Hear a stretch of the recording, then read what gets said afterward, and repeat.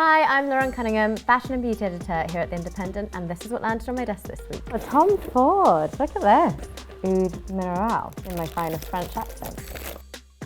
I'm getting like burnt candle vibes, but in a nice way. Paula's Choice, the new version of the brand's best-selling vitamin C serum, and it looks like it's a new gentle formula, so maybe better for sensitive skin. There is a new extra shine lip gloss called #FauxFiller.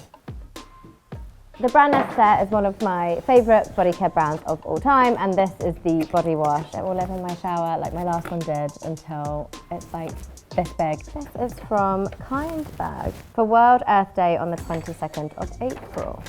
Some reusable pouches.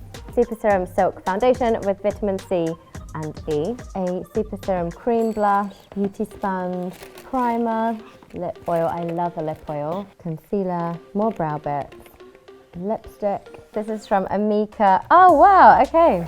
Hair mask. Hydro Rush, Soul Food, Secure, and Bust Your Bras. I'm actually going to take a picture of that because I think that's some of the nicest packaging. Oh, it's another Ayurvedic beauty brand. How chic is that? Oh, and then this is the new Super Goop Sun Cream, the Glow Screen. Uniqlo are quite famous. They've got tops with like a little bra bit built in.